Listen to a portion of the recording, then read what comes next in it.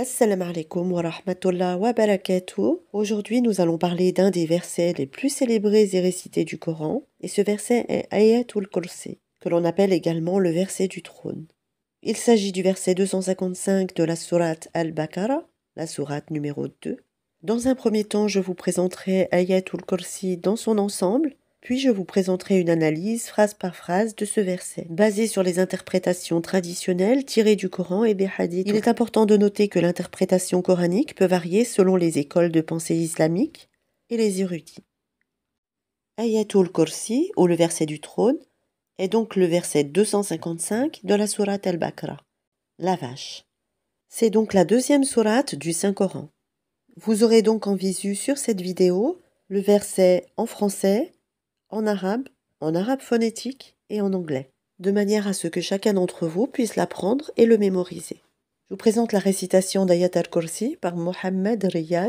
Bismillahirrahmanirrahim. Allahu la ilaha illa huwal hayyul qayyum. لا تأخذه سنة ولا نوم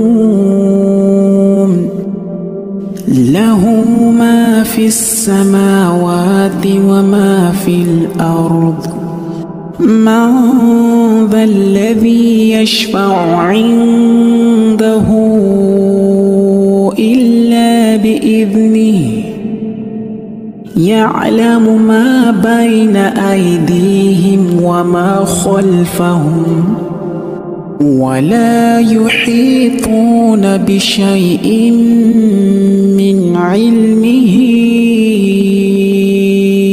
إلا بما شاء وسع كرسيه السماوات والأرض ولا يؤوده حفظهما وهو العلي العظيم. Voici la traduction française. Dieu, point de divinité à part lui, le vivant, celui qui subsiste par lui-même, El-Qayyum, ni somnolence ni sommeil ne le saisissent. À lui appartient tout ce qui est dans les cieux et sur la terre. Qui peut intercéder auprès de lui sans sa permission? Il connaît leur passé et leur futur, et de sa science, il n'embrasse que ce qu'il veut. Son trône, Kursi, déborde les cieux et la terre, dont la garde ne lui coûte aucune peine.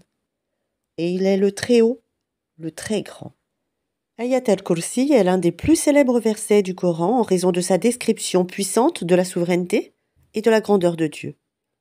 Ce verset parle de la nature unique de Dieu, Allah, de son éternité, de sa toute-puissance et de sa connaissance absolue. Le terme Kursi, traduit par trône, indique l'ampleur de son pouvoir et sa domination sur l'univers. Le fait de réciter et d'apprendre par cœur Ayat al-Kursi apporte de nombreux bienfaits, rapporte plusieurs bienfaits associés à la récitation d'Ayat al-Kursi. Voici quelques-uns de ces bienfaits. Ayat al-Kursi permet de vous protéger contre le mal. Il est rapporté que la récitation de Ayat al-Kursi offre une protection divine contre les influences maléfiques, notamment avant de dormir. Et selon un hadith, celui qui récite Ayat al-Kursi après chaque prière obligatoire est sous la protection de Dieu jusqu'à la prochaine prière. D'où l'importance de réciter Ayat al-Kursi avant de dormir.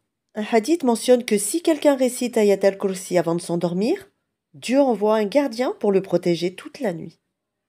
Donc ces bienfaits ne sont que quelques exemples des vertus liées au verset du trône, mais il est recommandé de réciter ce verset régulièrement pour sa protection et la conscience de la présence divine. Donc voici d'autres bienfaits associés à la récitation d'Ayat al-Kursi. Cités dans les hadiths et les traditions, il est dit que Ayat al-Kursi récité après chaque prière obligatoire crée une barrière qui empêche le diable d'approcher le fidèle. Il existe également des hadiths qui mentionnent qu'une personne qui récite Ayat al-Kursi après chaque prière obligatoire sera admise au paradis directement sans être présentée à ses comptes, avec certaines conditions bien sûr liées à sa foi et à ses actions.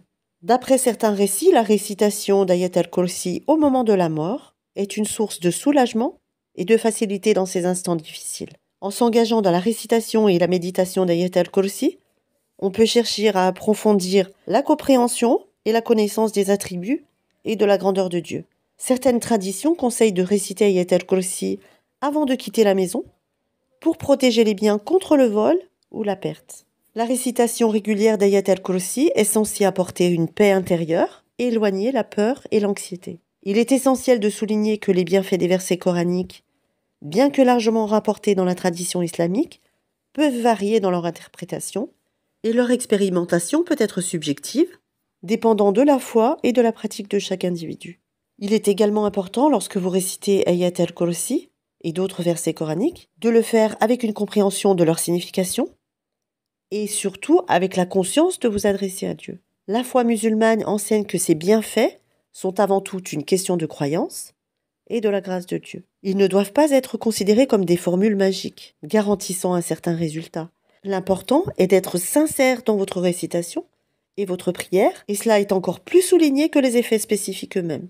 Nous allons commencer tout de suite par la phrase « Allahu la ilaha illa huwa ». Cela signifie « Allah, il n'y a pas de divinité à part lui ». Cette phrase souligne le concept de Tawhid, c'est-à-dire l'unicité de Dieu en islam, qui consiste à admettre que Allah est le seul vrai Dieu et qu'il n'existe aucun Dieu à part lui. Al-Hayyul Qayyum, le vivant, celui qui subsiste par lui-même.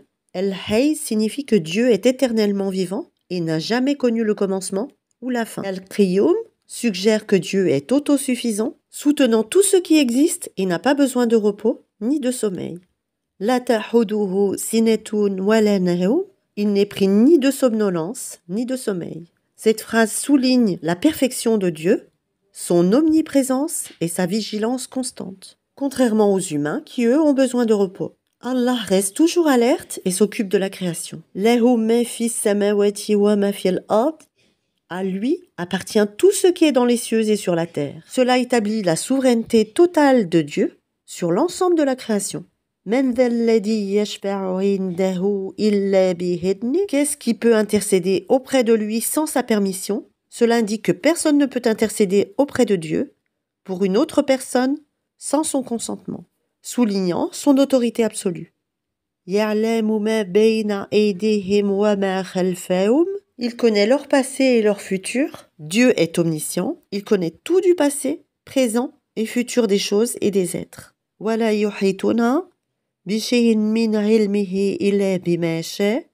Et de sa science, il n'embrasse que ce qu'il veut.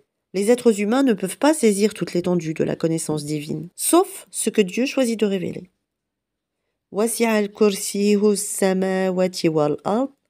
Son trône, Kursi, déborde les cieux et la terre.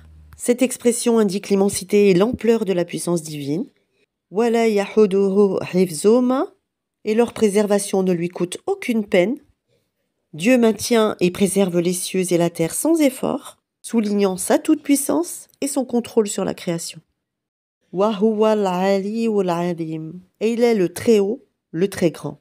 Ces deux noms d'Allah, Al-Ali, le très haut, et Al-Azim, le très grand, complètent le verset en affirmant la transcendance de la grandeur de Dieu. Les hadiths authentiques indiquent les mérites de réciter Ayat al-Kursi, comme la protection contre le mal et l'entrée au paradis pour celui qui la récite régulièrement après chaque prière obligatoire. Un hadith rapporté par Al-Bukhari et Muslim raconte que le prophète Mohammed sallallahu alayhi wa sallam a dit que le verset du trône est le plus grand verset du Coran. Alors j'insiste vraiment et je vous rappelle que l'interprétation du Coran nécessite un savoir profond en termes de langue arabe, exégèse et contexte historique.